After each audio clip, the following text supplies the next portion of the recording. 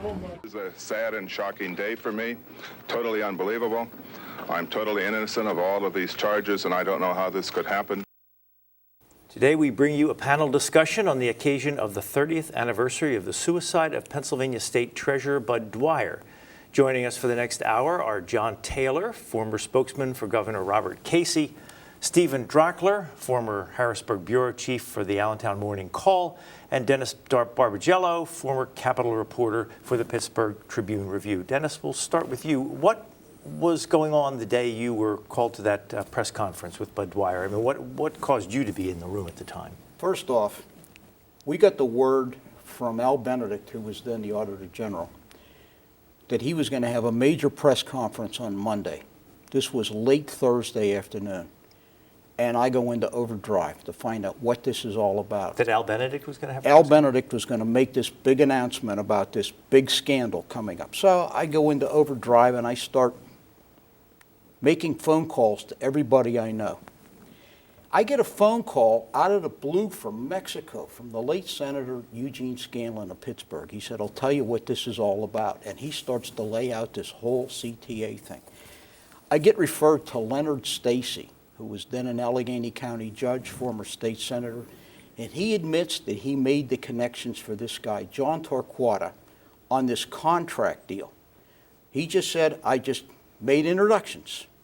And it turned out that the state had overpaid hundreds of millions of dollars in public employees, particularly public school pension fund, Social Security payments. They were due to get a refund. Torquata comes up with Computer Technology Associates, or CTA, and he's promising money to everybody in the world, in Harrisburg practically, in power. He wants this contract. The legislature gives it to the state treasurer's office to recover the money. And he wants the contract to do the computer work for a fee, which, you know, hundreds of millions of dollars. It turns out John Torquata was promising more money to politicians than would have been available. To make a long story short, this whole thing developed, you know, I ran the story and everyone's running around trying to figure out what's going on. And, you know, we have the big announcement on Monday, and by then it was passé because it had already hit the media by then before Al Benedict ever made the announcement. He had gotten his tip from a district justice in Allegheny County that was on to something. And he, you know, he was trying to save himself. And eventually Al Benedict got himself into trouble.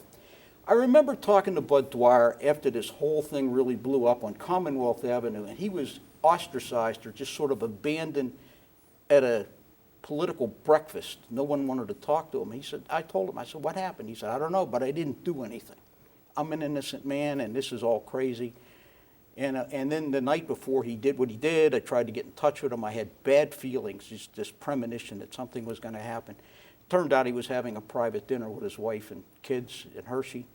Then the next day he does what he did. And I knew walking into that room that day, just, you know, something goofy was going to happen. Goofy is my word, but the fact is, when it happened, it'll be 11,666 days today that happened. And I've thought about it every single day. I don't dwell on it anymore. I went through post-traumatic stress disorder over it for a while. But the fact is, it was a tragedy that I think other politicians that are still alive were involved in. I saw the list of unindicted co-conspirators, people in both parties up to their eyeballs in this thing. You know, in the end, not a dime ever changed hands. Not a bribe ever got paid. And it was all about the conspiracy.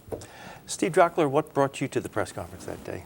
Well, I covered Bud Dwyer when he was a state senator in the mid-'70s. He was from Mercer and Crawford counties, and I was the Harrisburg Bureau Chief for the newspaper in Sharon. And so I got to know him, covering him that way, and had come in his wife's crosshairs on a story, and she ended up suing the newspaper and myself for libel, and that got thrown out after a couple of years. But you know, when you do that, it raises levels of tension. I was the Harrisburg Bureau Chief for the Allentown Morning Call, and I wasn't covering the CTA story itself, but was interested in Bud Dwyer and the implications of a state senator resigning his office, which we all thought he was going to do. But I'll never forget that day. And as Dennis said, you don't, he comes back quite often. I remember going to that, and I was standing behind the row of camera operators and reporters. And as Dennis said, he had a premonition. I had an odd feeling, and I couldn't pin it down right at the moment. But as that press conference kept winding and going on, and it just was strange. And but when he did what he did, I was in the back row, and if you listen to the tape, people hear me yelling as I dove out the door, "Somebody call the police!" And so I got through the door, just like a step or two through the door, when he pulled the trigger. And but I had gone just to write the story about him and why he resigned, and basically it would have been a kind of a color kind of piece, a perspective kind of column kind of piece on it. So I ended up writing a first-person story of what it was like to be standing in the room as this all unwound. John Taylor, what brought you to the press conference that day? I was deputy press secretary to in the governor's office on that day. Governor Casey had taken office 2 days earlier, and I was a holdover from the Thornburg administration. I'd worked for Governor Thornburg for a year. And I was dispatched to the Dwyer press conference to find out what he intended to do, because the speculation was that he would resign, in which case Governor Casey would be called upon to appoint his interim successor. So I went across the street over to the building, the finance building, where the press conference would be held, and I walked into the Dwyer's office, and they were setting up for the news conference. And I asked his press secretary, Duke Horshock, if I could have a copy of his statement. My idea was to look at the statement and find out exactly what he intended to do and then leave. Well, the statement was 20 pages long, and the last page was missing. And I was very silently cursing the press office for not having the complete statement. I thought it was a mistake. It turned out it was not. And Bud Dwyer came out and began his reading the statement, and of course it was 20 pages of "I am an innocent man, I was convicted wrongly," and blaming other people for his woes. And I was almost about to leave because I had work to do, but I had been sent there for a reason. And so something just held me back. But I was at the back of the room, toward the door, and looking at the clock, and it was 30 minutes into the statement, and I didn't know how long I could endure this. And then all of a sudden I look up, and Bud Dwyer has reached down and picked up a manila envelope, and he took something out of it, and at first I didn't know what it was, something black. And then instantly I saw that it was a gun. And I don't remember, I read later that there were reporters who shouted, "Don't do it," yes, or "Stand back," or something like that. I don't remember that. All I remember is he puts the barrel of the gun in his mouth and pulls the trigger. And I didn't hesitate. I just ran out the door, across the hall, commandeered a telephone, and I called the governor's office and got through to his chief of staff, Bill Kiesling. And Kiesling said, "Taylor, what did Dwyer do? Did he resign?" I said, no, he shot himself. And as I recall, Bill said, now get serious, you know, we're busy here, you know. And I said, Bill, as God is my witness, the man pulled a gun out, put it in his mouth, pulled the trigger. And he said, is he dead? And I said, Bill, I didn't wait around. You know, I'm sure he's dead. And he said, well, come over here. I want you to brief the governor. So I made my way back to the Capitol, and they ushered me into the governor's private office, and there was myself, Governor Casey, Bill Keithling, and Maury Myers, his legal counsel. And I detailed what I had witnessed, the statement, which I still had in my hand, and what Dwyer had done. And when I had finished, there was a long pause. No one said anything. And then Governor Casey says, does anyone know, was Bud Dwyer a Catholic? And again, there was this pause. And I said, Governor, I really don't know. I don't know. And he said, well, thank you. That'll be all. And I left the governor's office. And I understand that sometime later he received a personal letter from Dwyer that was hand-delivered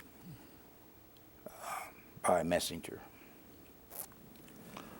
When you sat down to write the story, how did you proceed?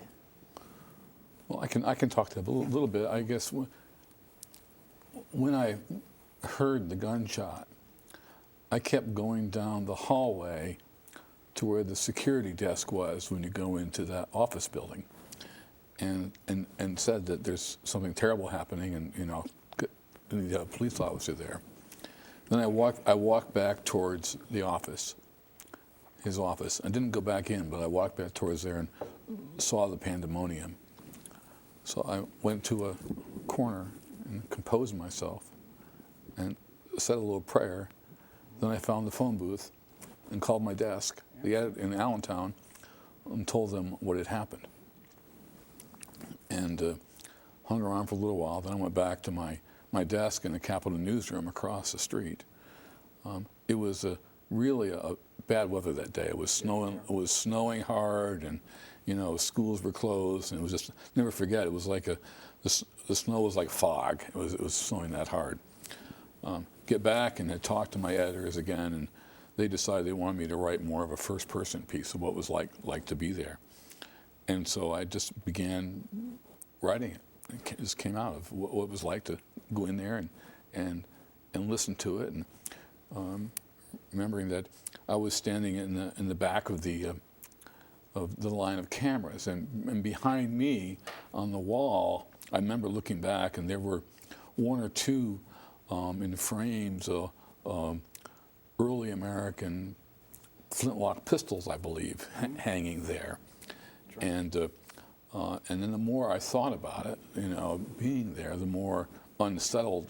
Remember being unsettled, thinking something was going to happen, but not knowing. And wrote about that. John mentioned the manila envelope. And my memory was it was a big envelope. It was big.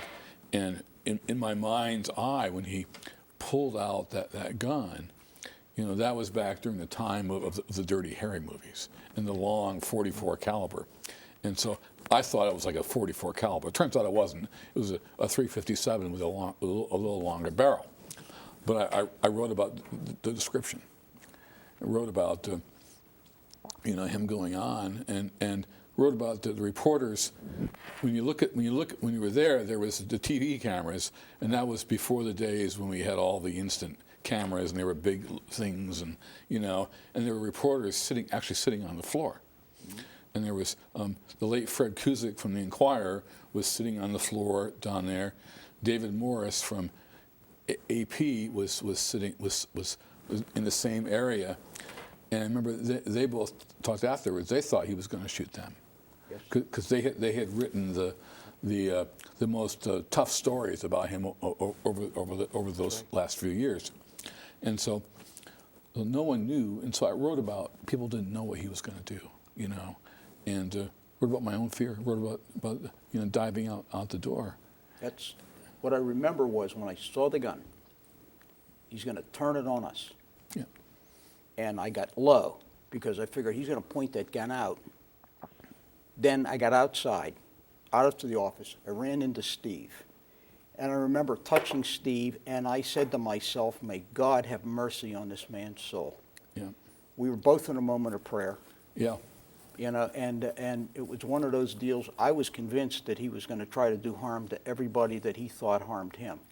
But he had no intention of doing that. It was only himself. And I just remember that moment, Steve, when I went out and I said audibly, may God have mercy on this man's soul. And I went down, I walked into an office, and I said, I'm using the phone. I went on live on the air on KQV in Pittsburgh, which is an all news all the time. We broke in, it was a bulletin, and the man killed himself. And I kept my composure. I was getting a little emotional at the time. I kept my composure. Then, in the snowstorm, I walked back to the Capitol. I said, how do you do this? I was lucky. I had a portable computer. They said, take it home. You know, this big old telegram thing, blue box. Took it home. Write it home. Get yourself composed and write it home. I was lucky to be able to do that. I got home. The kids were home from school. Made some hot coffee. Tried to get my mind together, and I wrote it at home. And it wasn't easy. You know, the man had killed himself, and the scandal had led to this. Did you cover the scandal as it was unfolding? Yes. How did you treat him? The scandal was not about necessarily Bud Dwyer. The scandal was about everybody trying to get in on the action. Now, whether Bud was as guilty as they said he was, or whether he was as innocent as he claimed he was, I think the truth is somewhere in the middle there. But the fact is, the story was about everybody had their hands out trying to get this John Torquato money. You know, there's a public official whose press secretary took the fall for him. I'm convinced of it. I'm not going to mention any names. There are people alive, I wonder how they look at themselves in the mirror every day when they shave. You know, because they were part of this, and they took a walk on it. We'll get to that at another time when people pass on, I'll write it. But the fact of the matter is, you know, everyone had their hand out, and I'm looking at this list of unindicted co-conspirators, legislative leaders in both parties, you know, and everyone wanted a piece of the action. And everyone was promising to help John Torquato get something that he never got and for which he never paid. It was only the promise to bribe all of these people. And in the end, nobody got a dime. Of course, Bud Dwyer was the only person who could have awarded the contract. Mm-hmm. So obviously that's why federal authorities were pointing toward him. And prior to his conviction, I had covered the trial. I had joined the Thornburg administration in the early 1986. And one of the last stories I covered for the Pittsburgh Press was the first trial, which was held in Williamsport, in which the defendants were William Smith, Republican leader of Dauphin County. He was involved, and a man by the name of Alan Stoneman, who was with the CTA company, Computer Technology Associates. He was a Californian, and those were the first two convictions. This trial lasted 3 months up in Williamsport. And by the time Bud Dwyer was brought to trial, I had left the news business and joined the Thornburg administration. Looking back on it, I may have had a difficult time, as some of my reporter colleagues suggest, of writing the story, because you try to be as as a reporter, you try to be as separated from the action as possible. But when somebody takes their own life right in front of you, it's hard to be as objective and separated from it as you can. In fact, as a personal story, this happened on Governor Casey was inaugurated on a Tuesday. This occurred on a Thursday. On Friday morning, when I came to work, I went into Bill Kiesling's office, the chief of staff, and offered my resignation as deputy press secretary. And the reason I said was that there were changes taking place in the governor's office.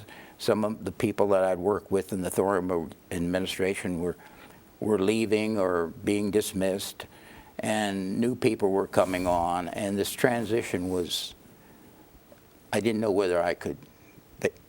And Kiesling asked me, he said, we really want you to stay on, which is unusual to go from a Republican to a Democratic administration.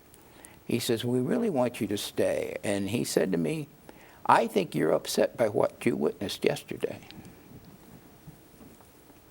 And he said, why don't you think about it for the weekend and come back Monday, and if you still want to leave, then we will accept your resignation. And by the weekend and by Monday morning, my head had cleared, and I said, Monday morning, I said, if you want me to stay, I'd like to stay. And I did for the entire 8 years of Governor Casey's tenure, and even 1 year into Governor Ridge's tenure.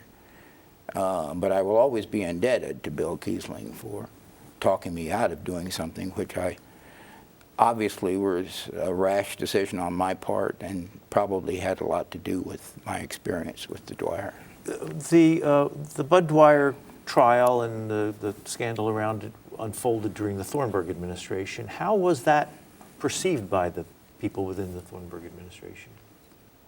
Well, Dwyer blamed, this is unusual, Dwyer, a Republican, blamed Thornburg, a Republican, for having some hand in instigating the investigation, because there was, Dwyer, as state treasurer, had very publicly called out the members of Governor Thornburg's family for what Dwyer considered was improper use of state funds in transporting them here and there. One of his sons to school up in New England, and his wife somewhere In Europe, there. on a European business trip. Right. And The governor he paid for, but not Jenny. so Mrs. Thornburg, excuse me, Mrs. So he was Dwyer felt, I think wrongly, but because Governor Thornburg had been a former prosecutor, federal prosecutor, that he used his influence to bring about this investigation, which led to Dwyer's conviction. And so there was no love lost between those two individuals. You said you covered Bud Dwyer years before he Right. came to Harrisburg. What was he like to cover? What was he like to be around? He was the state senator from I think it was the 50th district, which is in the upper northwest corner of Pennsylvania. He was this kind of genial, jovial, friendly guy.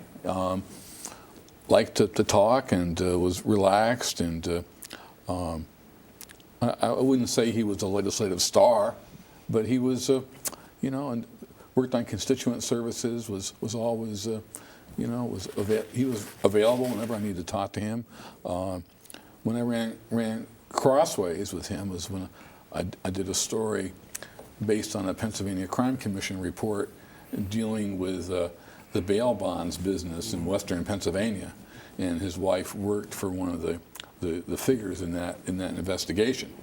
But but he never stopped talking, and he was always, I would run into him, and he'd always say hello, and but he was in the scale of people that you would think would end up where he ended up. I wouldn't have thought of that in those years, but you never know. I think history has shown us over the years of people who end up in trouble for doing things that were usually just dumb, stupid stuff, arrogant stuff, making misjudgment that they paid dearly for. Yeah. What kind of track record did he have as treasurer? Well, most treasurers don't have a very high profile in Pennsylvania, so it's hard to say. I think going back to what John said about him questioning payments and contracts, he may have done that, but it really wasn't, from my recollection, it wasn't, covering the treasurer really wasn't part of anybody's real beat, because there wasn't often that much news made about what the treasurer does. So I want to show a short clip from the press conference where he ended up taking his life, and this is where he talks about some of his accomplishments as state treasurer. I've worked diligently for the last 6 years to modernize this department. We've taken it from an antique into one of the most widely modern and recognized treasury departments in the United States. Needless to say, this is what I would like to be remembered for. But I know, my obituary and everything else will have CTA, and that is all I will be remembered for. Dennis, did you cover him at all as treasurer? There wasn't much to cover in the treasurer's office. He paid the bills. And he did some interesting things. He put in some computer stuff that made the investments sort of automated on Wall Street and everything. And I remember one time I went over and I did a feature on the vault, which is down deep into that treasury building. And it took me in there, and I thought, man, if you ever get locked in here, you're, just... But they didn't have any bearer bonds or anything. They had all gone electronic. The whole bearer bond thing was gone. They had this empty vault. There was some state records in it, some stuff like that. But this vault was put in. At the time, was the biggest vault of its type in the world. And and it was, and I did this thing that this thing is down there, and you took this elevator down to the sub basement and this thing. That was about the only time, other than he paid the bills, and he did some modernization with the computers, and they had direct access to the investment people on Wall Street, and they were able to save a lot of money that way, and ended commissions and stuff. Brian, if you just think of seeing that clip, reminded me of something from being there that day, and Dennis and John might have picked up on that as well. He spoke about himself during that news conference in the past tense.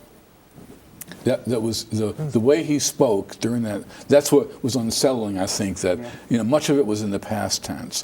When he said, "Read my obituary" in that clip, that reminded me of how he spoke during that press conference, in that kind of stilted past tense kind of language, which created, I think, a lot of the uncomfortableness, because no one knew where that was leading. No one knew where it was going to go, but that tension, that wondering what was next, came out of that. But on the other hand, one would surmise from seeing that he was going to resign, Yes. which would put him in the past tense, Well. and that he would be bundled off to jail, and that we would be writing not about some of the things good things that he had accomplished, but some of the first time I ever heard CTA, I had written a column. I had a column with the Pittsburgh Press, and this was, I think, in '84 or something. And I had written a column, and it was rather praising Bud Dwyer and his service as treasurer, and contrasting him with Al Benedict, the Auditor General, and who had a rather checkered past, And but there were no hint of scandals attached to Bud Dwyer. And the Monday morning after my column appeared, I received a call from Pittsburgh from an Al Benedict operative. And he said, I read your column about what a fine person Bud Dwyer is. Have you ever heard of the company called CTA? And that company again is what? Computer Technology Associates. And I said, I have not. And they said, well, look into it, and you will find that Bud Dwyer is not the angel that you think he is. Well, I was about ready to go on vacation, so I called my city desk in Pittsburgh, and I told them about the telephone call. And they better get one of their investigative reporters to look into it. And when I got back 2 weeks later, the story had blown, and about the grand jury investigation and how it involved the treasurer's office, and that was the first time I had ever heard of CTA. Dennis, when did you first hear that something was amiss? Something was amiss when Al Benedict makes this announcement on a Thursday that Monday there's going to be this big thing, and I started, what is this about? But you didn't know what it was. I didn't know what it was. Then I got led to the late Leonard Stacy, who was the Allegheny County judge, then I got a phone call from Gene Scanlon, who was in Puerto Vallarta, Mexico, on vacation, and he said, I understand you're asking around about this. I said, yeah, Senator, I am. And he explains the whole thing, what was going on and why Al Benedict was going to do this, and we're going to involve these people. Well, Gene Scanlon, the late Gene Scanlon, was on the list of unindicted co-conspirators. So was the late Jim Mandarino and a whole lot of other people, some of whom were still alive, that were major players in both parties in the legislature. And they were all out with their hand out because money was being promised. And that's how I got onto this thing. And I just spent all of Friday, all of Saturday, into Sunday morning, and finally I told the desk, Saturday night, go with it, and then we'll have an update on Monday. And, it was one of these deals where it just exploded. At the time, I was young, and I just got onto this, and something told me this was going to be a major, major thing. And it was, my wife said, yeah, let it go for the weekend. Nah. And I just wouldn't. Steve, when did you first hear that there was something going on? Well, Frank, I guess I had the benefit or not the benefit of really not covering CTA that much. I knew about it, I read about it, kept up with it, but it wasn't one of the primary things that I was working on. A lot of that was because I was focused on the eastern part of the state, and most of the CTA story happened out in the West. Yep. People from the West, and so that was, most of the basics of that. And plus, I didn't follow the pack very much in those days. Worked on, it was somewhat of a pack story for people in the West, and so I focused on things that were happening in the Lehigh Valley and in the eastern part of the state, but watched it closely. Dennis, can you recap again exactly what the charges were? Who was accused of doing what with whom? John Torquata and the CTA gang were trying to get a contract to recover hundreds of millions of dollars in overpayments for public school employees in Pennsylvania. The overpayments were made to the Social Security Administration. They had to verify all of the thousands, tens of thousands or more retirees, Pennsylvania retirees, and how much money had been overpaid, and this money had to be recovered. And, this computer company, which existed only on paper, I understand, trying to get a contract to do this, and they were offering, make sure we get the contract, use your influence with Bud Dwyer to get this contract, and we'll give you this. They went to Bud Dwyer, said, you're running for re-election next year, make sure we get the contract, we can give you this. Amounts, who knows, And in the end, not a dime, changed hands. And the conspiracy theory, the plotting of it, and the use of the mails for it is what led to the federal charges. Now, there's another character in it, William Trickett Smith, we haven't talked about. I mentioned him. He was convicted in the first trial That may be the name of his son. I'm talking about the father, William. Yeah, I guess that is his name. Anyway, William Smith was the Republican leader of Dauphin County, and he was the first to go on trial along with a CTA official named Alan Stoneman, and that trial was held in Williamsport. Now, once they were convicted, I believe Torquato pleaded guilty and testified at that trial against Smith and Stoneman. And then once Smith and Stoneman were convicted, then they turn around and point the finger at Bud Dwyer. Now, there's been speculation that for those who defend Dwyer that he was not implicated, but they did point the finger at him to lighten their sentence. I don't know whether that's true or not. The fact of the matter is that Dwyer was the only person who could have awarded the contract. Keep in mind that along with that conviction was, whose name just escaped, Bob Asher. Bob Asher, yeah. You know, Who who was now he? I just see was one of the electors casting a vote for Donald Trump, and he comes out of jail and becomes Republican chairman all over again. He was a Republican leader from Montgomery County, and he was convicted, he served his time, and as soon as he got out of jail, he resumed his position as a leader of the Pennsylvania Republican Party. What was he convicted of? How did he tie into this whole thing? He was one of the ones that were that was involved in the conspiracy. I'm not quite sure what his role was, but he. Yeah, it may not be fair to ask too many details since it was 30 years ago. It was a long time ago. I want to ask about a couple of other things. Well, within the Casey administration, what was the governor's reaction after that? I mean, he had to do something. Did he go public? Did he have a press conference?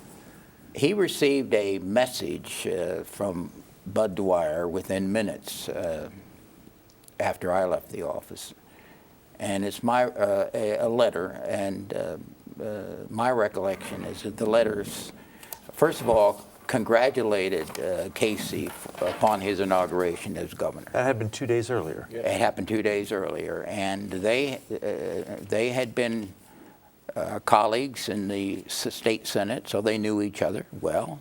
One was a Republican, one was a Democrat, but they were friends.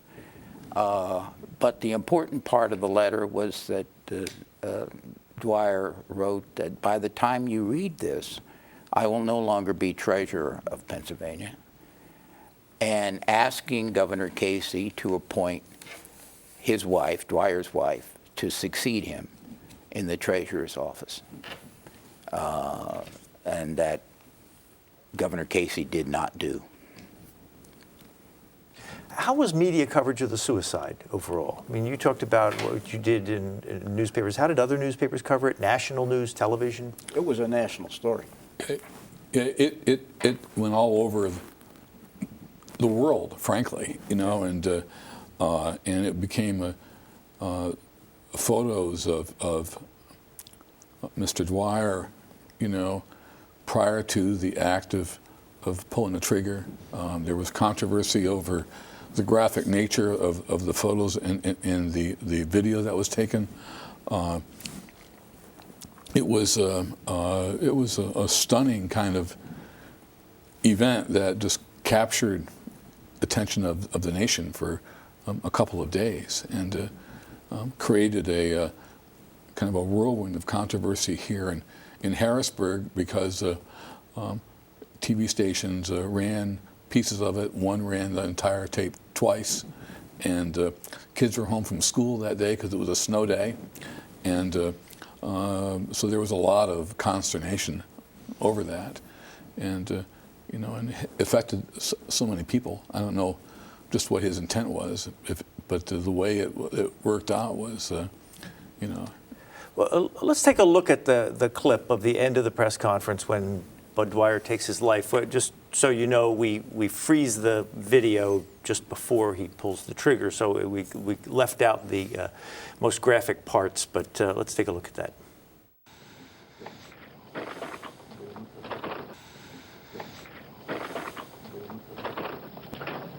No.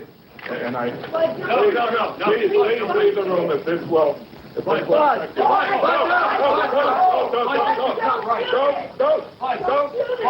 This will hurt someone. Don't do that.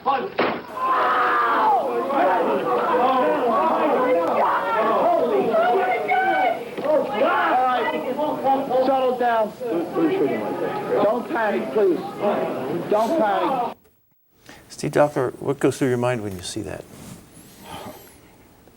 The memory of watching him do that, standing in the hallway and hearing the gunshot, knowing the fears of my colleagues in there, and knowing who was in there, and knowing the impact of what he did on people near term and long term. Dennis mentioning having some post-traumatic stress issues from it. It affected some of the people there so profoundly they left journalism. At least one of the persons who was there ended up having a mental health issue that put him in the hospital.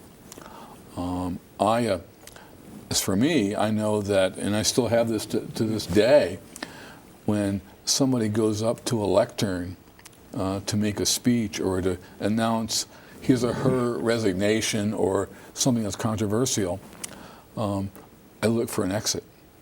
I would, when I was at speeches and events, I always checked where I was and thought of what I would do if somebody pulled out a gun. John, what are your thoughts? I instantly, I didn't reflect. I saw what happened. My job was to report to the governor what happened, and I did that almost with no emotion. That was my job. But I think later in the afternoon, I did reflect on it. And I've asked myself many times since then why he'd do it. Pennsylvania has no shortage of politicians who are convicted of wrongdoing and go to prison. And most of them serve their time, and it's usually not very many years. I don't know whether Bud Dwyer was guilty or innocent. The jury found him guilty. I do think that Bud Dwyer believed he was innocent. Mm-hmm. I think white-collar crime is difficult to prove because somebody gives you money for your political campaign and you approve a contract that they want, and you say, well, I approve the contract because it was the best bid that we got. I didn't do it because I received a contribution. So that's very hard to. I think Bud Dwyer felt that he had done no wrong, and perhaps this was a way of dramatizing that. I don't know. Where is the line between campaign contributions and bribes? Oh, good question. It's very thin. Well, that's been a gray.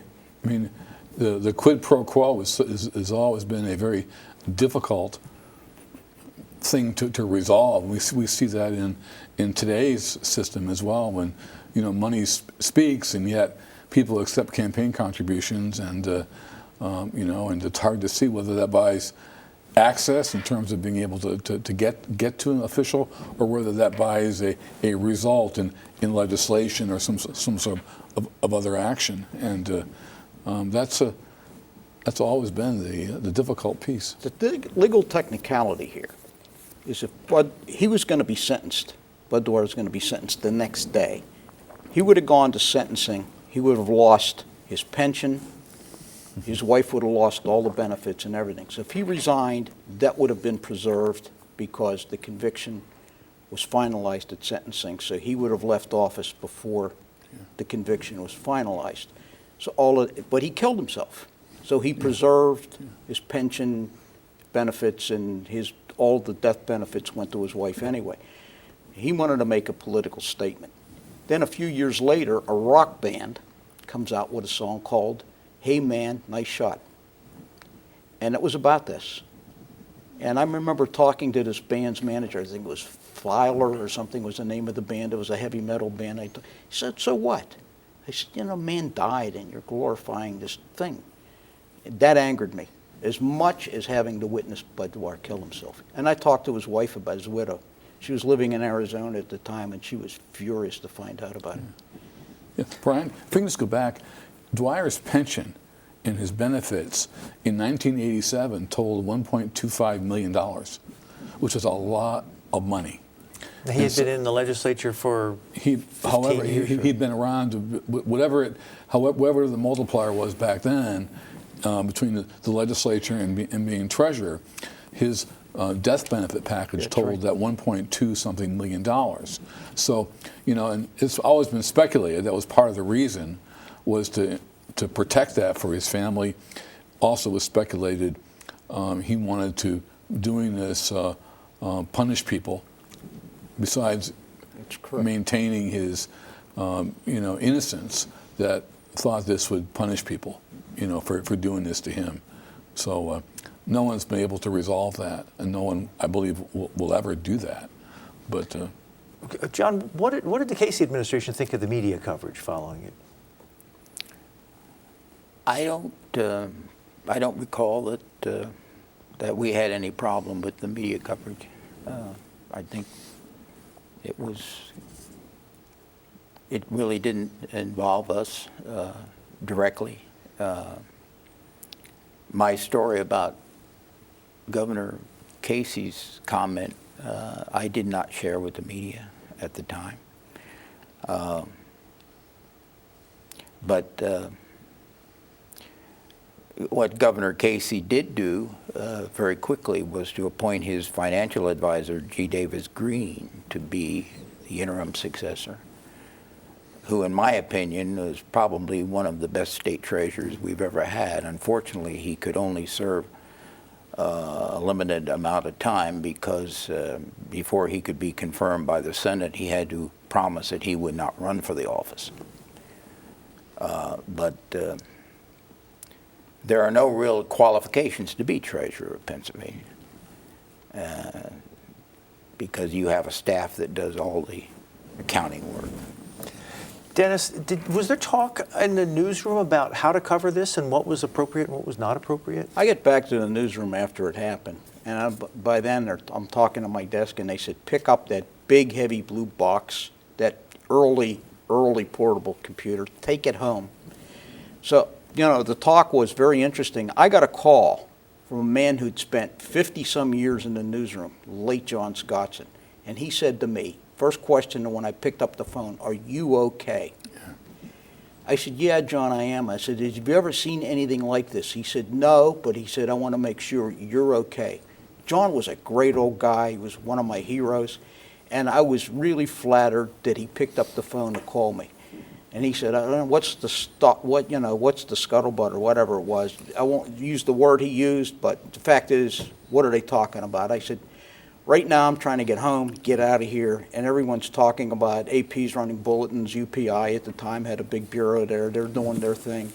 And I'm going home, and I'm going to make hot tea, maybe pour a little brandy in the tea, but calm down and get my thoughts together." I get home, I'm getting calls from WGN TV in Chicago, WINS Radio in New York, and everybody's wanting to know what's going on. And, I spent the night doing that, and then eventually dictating, not writing the story, but dictating the story to the desk, and, out in western Pennsylvania. And then, when I'm trying to get it all of a sudden the doorbell rings, and a TV station in Pittsburgh is bringing the TV cameras into my living room. They came across the turnpike in a snowstorm for this. We went live at 11 o'clock. So the next day, I get a phone call from the office, "Stay home.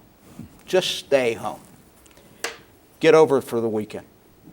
and you know, and that was pretty much the end of it, you know, for me. But it's one of these deals where I think about all of this happened and not a dime ever changed hands. Political vanities were involved. The man's trying to preserve his pension benefits for his wife and kids.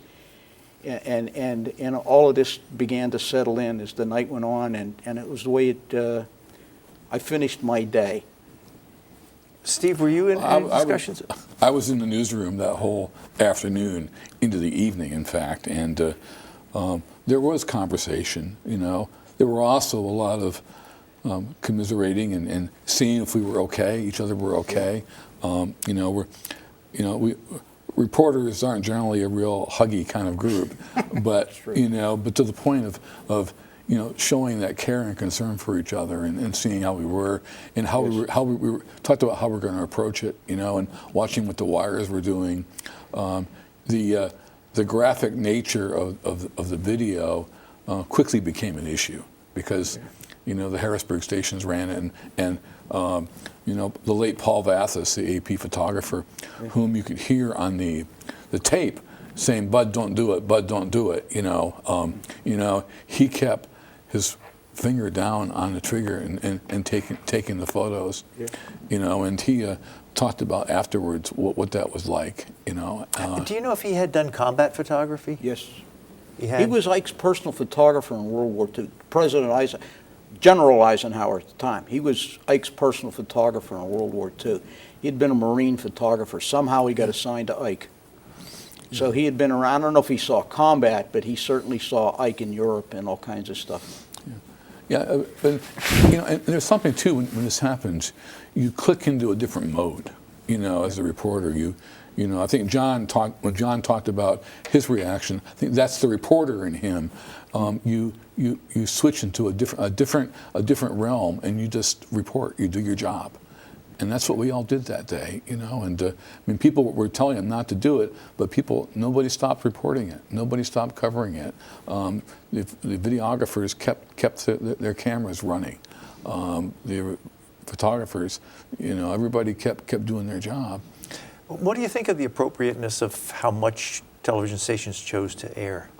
I mean, is it the public's right to know? Should they see everything or abbreviate it? I personally think that showing the actual moment of the gun going off in his mouth crossed the line. And some stations did that? They did that, yeah. One station here in Harrisburg showed it twice that afternoon and stopped. But I think that that's always the argument. And these days, today, we're seeing more and more graphic images because there are some organizations that don't have those kind of standards. And so we see that. But I think this one is probably the most graphic representation of this kind of violent act heretofore. And so, I think what Steve's talking about might have been an issue then. I'm not sure it is today. Yeah. Because with YouTube, and I think most stations would have aired it, probably with a warning about the graphic nature of what you're about to see. So if you want to turn the TV off, you turn it off. So I think that stations today would be more apt to run the entire tape. Keep in mind, last month, the Russian ambassador to Turkey was assassinated practically live on television, and the networks ran it. So but they gave everybody a warning. So I think they're doing it. I'm convinced. Seems unrelated, but if they televised executions, the ratings would be through the roof. But the difference though in the Dwyer case was the graphic gore. Yeah, and the close-up. Yeah, the close-up. I mean, that was the difference. Looking back on it 30 years later, has anything changed? Did anything change as a result of what happened in not just in his suicide, but in his conviction and the trial, the scandal around it? Anything different today? No, it's almost a forgotten issue, unfortunately. You know, people move on. You talk to people, they sort of remember something happened back in 1987, but they're not quite sure what it is. Nobody in the Capitol newsroom was, except for one person. Nobody is around anymore that was there. You know, it's just a piece of history that just, and we've moved on. We've absolutely moved on. And unfortunately, Bud Dwyer wasn't the last state treasurer who ran afoul of the law. That's right. We've had a couple of since then, and as boring as the office is to cover, the person who holds the office has tremendous power and is subject to being bribed. Steve Drachler, anything changed since then in the way government operates? Sadly, not really. In fact, it probably since then has gotten more sophisticated and sometimes more difficult to figure out what people are doing.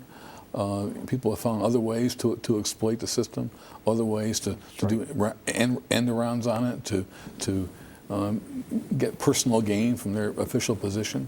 So that's a sad testament. Well, that'll have to be the last word because we're out of time. I'd like to thank our guests, John Taylor, he's a former spokesman for Governor Robert Casey, Stephen Drachler, former Harrisburg Bureau Chief for the Allentown Morning Call, and Dennis Barbagello, former Capitol reporter for the Pittsburgh Tribune-Review. I'm Brian Lockman. Thank you for watching.